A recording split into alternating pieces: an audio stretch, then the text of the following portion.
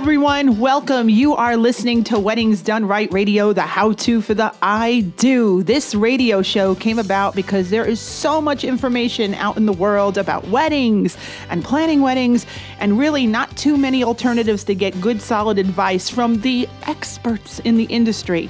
It's an insider's view of the business and the reality of weddings. I am your host. My name is Jody Harris, CEO of Fun at Sight and Sound Events, where I am broadcasting from the wedding capital of the world, Las Vegas, Nevada, and Sight and Sound Events World Headquarters. So who is Jody Harris? Well, I own Sight and Sound Events with my husband, Pat. I've been in the wedding industry since the early 90s.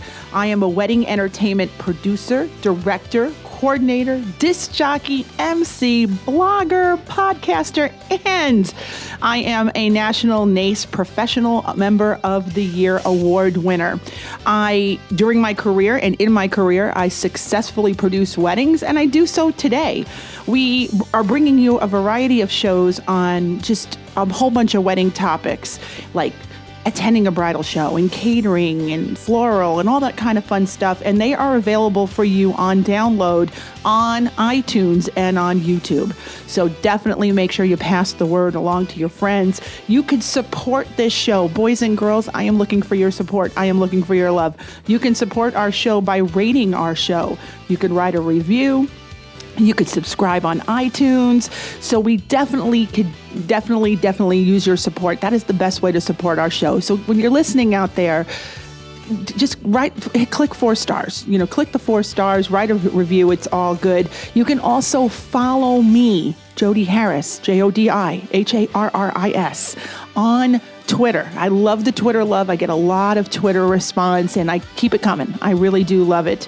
And, another way you could support this show is tell your friends, tell your family, tell your colleagues, tell people that we've got this great show on how to plan for a wedding. And it doesn't matter where you live. You can live in Bangladesh, okay? If you are getting married in Bangladesh, this show is for you. So I'm very, very excited we did a show on entertainment. And we had Peter Mary, a wedding entertainment director here. And this is kind of a little bit of an add-on, what we're going to talk about today. We're going to be talking a little bit about the iPod wedding. If you're like a lot of cost-conscious couples planning a wedding reception, perhaps you heard the buzz about putting on an iPod wedding. The phrase iPod wedding has been popping up so frequently, it is now shorthand for the do-it-yourself brides that are taking over the country these days. So I have to say, there are a lot of cons involved in having an iPod wedding. They far outweigh the pros here. So before you dump the DJ in place of an iPod, let's talk to an industry insider who works with weddings every single weekend. We're going to talk to a catering manager. We're going to talk to Heather Kelsey Ball from the Flamingo in the fabulous Las Vegas. Heather, how are you? Welcome to the show. Hi, Jody. Thank you. I'm good. Thank you for having me. Good. Thanks for being here. We work together a lot, and sometimes we don't work together. So, and this, unfortunately, and this conversation kind of came up casually. We talked about this, and so before I go, all in on the topic, let's just tell the audience that's listening to the show a little bit about you and your background and what you do over there at the Flamingo. Okay. I am a catering and convention service manager. I've been doing it for about 3 years now. I oversee corporate events, meetings, receptions, weddings, birthdays, reunions, pretty much you name it. I handle and plan all the logistics of it. I do the 3 properties over here, so, we get groups of all different types of budgets and whatnot, so kind of learn their flexibility on what they're willing to spend outside of the catering aspect. Perfect. Good. Yeah. You guys definitely do a wide variety of stuff. And like you said, you work with people with, different budgets and all that kind of good stuff. So let's dive into the topic right away. The iPod wedding, the do-it-yourself wedding. You're the person that, you're there, you see a lot of this stuff. Tell me how does that affect your job when they bring in these iPods? Well, the number one thing is that they'll just tell me to hit play. So it'll either be a playlist that they're hoping that I'm going to hit play and that's the correct playlist, or it's just going to be a random mix of songs that they don't really know what's going to be playing. So they could be listening to Bon Jovi, and then it's going to go straight to Boyz II Men, and then, to Kiss or the Rolling Stones. So you don't really have a good constant flow of music.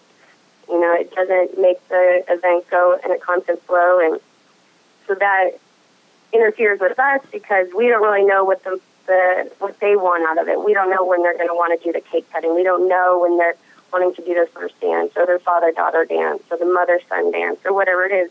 We just have to assume or pretty much bother them the entire event, asking them when they want to do the certain things. So there's nobody there, gives you a timeline or an agenda of how the night is going to flow. Exactly. There's no structure, so it makes it rough on my servers, myself, my banquet manager, that we feel like we're bothering you as opposed to having someone there leading the event. Got it. And you talked a little bit, now, do these girls that do these iPod weddings, do they actually come into the hotel with their own iPod? I mean, how does this kind of start? Yeah, sometimes they'll be like, well, tell me about the DJ. Tell me how much it's going to be. And then they hear the price, and they immediately get turned away. And they don't understand how important it is to have a DJ. So they'll just say, okay, we'll go ahead and we'll do an iPod wedding. Or even better, I have some weddings that want to do house music. So they'll play with playing on in a casino, and that is such a large variety that we have zero control over that. So you could hate the song. It could be your wedding day. You absolutely hate the song that is on, but you have no control over it because you had no discussion with someone to lead it, no discussion with the DJ on the do's and don'ts of what to play. You're just kind of stuck with what you got. Yeah. Oh, absolutely. That's funny. So whatever they're playing in the casino could be pumped into your ballroom. Wow. Yep. And obviously, I mean, with the whole iPod wedding thing, it's, there really is no flow. I mean, you kind of said it. You could be listening. When I talk about wedding receptions and when I think about a wedding reception, I think of it in three parts, like a soundtrack, like three parts, right? You've got your cocktail music, which is part one. You've got your dinner music, which is part two. And then you've got your party music. And I could see where maybe, the iPod, you can do parts 1 and 2, the cocktail music and maybe the dinner music. But when it comes to that part 3, I mean, there's just no way of really kicking that party into high gear because that part 3 requires, being in the moment, looking on a dance floor, looking what people are reacting to, and, blending the music from one song into another. With an iPod, you have so many dead spots. So it's really hard. I mean, I'm sure you've seen that a lot of times too. Very hard. I mean, you have someone like yourself who doesn't know the couple, who doesn't know the family. So you're not mixing and mingling. You may be mixing and mingling to see who's going to be that crazy person that's going to get the dancing started. But when you have an iPod wedding, you just have to hope that someone can get on the mic and hope you can get the hype up and hope that you can have everyone's attention over to the cake table and hope you can get everyone onto the dance floor. You don't want to worry about that on your wedding day. You want to make sure that the fun is taken care of, and that's what a DJ does. Absolutely. And the other thing that I'm thinking about too, when it comes to the iPod wedding, is how many times do we take as an entertainer? Do you take requests? You take requests from guests. An iPod doesn't talk. At least, well, yes, I take that back. Maybe Siri, right? Heather, I was Siri. just going to say. Siri, play me a Bon Jovi song. But Siri's not always our best friend. So you need that best friend up there. You need to have that conversation with that DJ and say, hey, this is my father and my mother's wedding song, and I would love to dance to it. Please play it at some point of the night. You need to have that connection with someone to lead the party. Absolutely. I know that a lot of these iPod weddings too, they talk about an MC. I mean, you really need to have somebody, a designated MC at your wedding, and not Uncle John who's just kicked back 6 cocktails. Right. You want to have that energy behind the person that's announcing you as the first time as Mr. and Mrs. You don't want to just walk in the room and hope everyone turns in their seats and looks back and claps. You're going to be there saying, ladies and gentlemen, get on your feet. You're getting that hype up. You want that hype. You want to get excited. You're a new Mr. and Mrs., and you want everyone to be hooting and hollering from when you come in. So an iPod wedding does not help hoot and hollering. Is there anything else that you've seen in regards to these iPod weddings that you'd want to share with our audience? Is there anything else that maybe we haven't touched on? You know what? I just thought of something, and I ramble, so forgive me. Hey, audience, I do ramble. What's the deal if a client does bring in their own iPad? Is there a liability insurance issue? I mean, I know you can't speak for every hotel, but do you know offhand, is that an issue at all? The biggest issue is if you bring in a DJ that we're unfamiliar with as far as insurance goes, but you still have to pay a power hookup. So you're going to have to pay for the speakers and the mic, if you want to get a mic, and the mixer board to just even hook it up. So you're still going to be spending money. Having an iPod wedding doesn't mean you're going to have free music entertainment. You're still going to have to pay money, and you're going to not have the direction of a DJ. And a big fault I would say with having an iPod wedding is there are technical difficulties. There's been times where an iPod wasn't charged, or the playlist that they thought they had loaded, it's not there. Yeah. So we're just kind of here scrambling around, hoping we can, I can go get an iPod to my car or something. So there's no assurance that that's going to be there. We need a human being there running the show. And yeah, absolutely. Have you ever had an issue where they forgot a cable or the battery just died? Oh, definitely. I've definitely had an iPod that died, and we did have one where they did not have the cord. So, we do have those things on hand, but it's not at, the snap of your fingers. We have to go get an audio-visual person to go find that cord and hope that they have it. And there may be an additional charge that you weren't expecting, and it's last minute on the spot. So really, having an iPod wedding really in the long end really only saves you a little bit of money because there's other things that you need to do. A little bit of money and causes a lot of bit of stress. Yeah. Oh, that's what it definitely sounds like. And your playlists are so limited. I mean, nowadays, I think, Heather, you and I might have showed you this at one of our weddings. Now there are services where if a DJ doesn't have a tune, you can actually stream it. You're not taking from iTunes or anything like that. For example, my company at Sight and Sound, we have something called Virtual DJ. A virtual DJ is what we use, is the program that we use to DJ our weddings. And a lot of times if we don't have a song, what we're able to do is, because we pay a fee with Virtual DJ and we have an internet connection, we can actually take a guest request live, even if we didn't have it, and have that song to them. And that is something you can't do with an iPod wedding.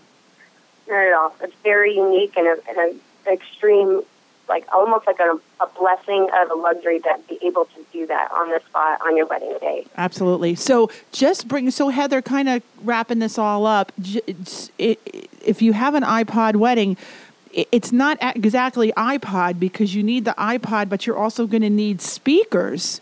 And that's something you probably would have to rent from the hotel. So now you've just, you think you're saving money, but the speakers and the microphone is what you're going to need too. And oftentimes I get couples that say, well, we'll bring in our own dock. Well, you have to understand, this is a couple 100 square feet of a room. It's not your bedroom. It's not your bathroom. It's not your garage. And the music's not going to flow that way. So, taking that iPod wedding route is not necessarily the classiest. And maybe you're not going for classy, but it's not the classiest. It's not... it just makes it difficult. Absolutely. I know exactly where you're going because that's what they think. They think that they're just going to bring their iPod and magically it's going to play through your house system, your speakers in the ceiling. And and let me tell you, boys and girls, a lot of hotels do not even allow you to plug into their ceilings anymore. So if you think you and your iPod are going to be able to plug into a ceiling, think again. Yeah. Like, if you're looking at your wedding budget and you're thinking about where you're going to save some pennies here and there, I understand not getting the chair covers and the bows or maybe some flower arrangements. I understand that. But having a DJ is so vital. They are the host. They are the narrator of your special day with you and your other mates. Yeah, and I think Pat, our producer, has a question or statement. Well, yeah, I'm just going to say because obviously I started DJing back in 1984 when I was 4. That's what my story, and I'm sticking to it. But I think ultimately, and you try to explain to clients, and I think the most important point is take away is that your wedding day is a non-do-over event. This is supposedly a once-in-a-lifetime event. You don't want to ruin it to save a couple $100. There are smarter ways to save money. And certainly, and I think that one of the trends that we've noticed in the last few years is that people are putting together these weddings in 3 months. Well, maybe you put it together in 12 months, which has been the tradition for the last 100 years. You spend a year to do it and not 3 months. And now that extra $200 for this or $100 for that is actually much easier to come up with, and you can do it right. Because when it's all done, if you had a horrible time, you can't go back and undo that day. If it was a wedding that everybody talks about because it was so bad, you can't take that back. Absolutely. Absolutely. I'm going to have to give you an amen. Amen. Awesome, Heather. Heather, before we wrap it out, because I this has been great. This is what I want. Did we miss anything? Is there something that you would like to end it on? If you have one piece of advice to give to somebody who's listening to the show that is considering an iPod wedding, is there anything that you can think of that you would say to them? When you're speaking with your catering manager, your planner, whoever the wedding planner is, and they tell you how much it is for a DJ, don't be shocked by the price. Think about what you're getting. Look at the DJ's website that you're getting the cost from. See what they're providing you. Don't think about it as they're just going to hit their iPod playlist and then let the reception go for 3 hours. Think about the service that you're paying for and not necessarily the monetary number that you will be spending on the DJ. Great advice. Great advice, ladies and gentlemen, from a girl who knows her stuff. Thank you, Heather, so much for coming on the show. I really appreciate it. You've been a great guest. Ladies and gentlemen, the show is Weddings Done Right, the how-to for the I Do. If you'd like to drop us some email, if you'd like to write me a little Twitter message, it is Jody Harris on Twitter. And of course, email Jody at Sight and Sound. Thank you guys so much for listening. I hope you got some really, really good information. I am Jody Harris, CEO of Fun, Sight and Sound Events, Weddings Done Right Radio. Make it fun-tastic.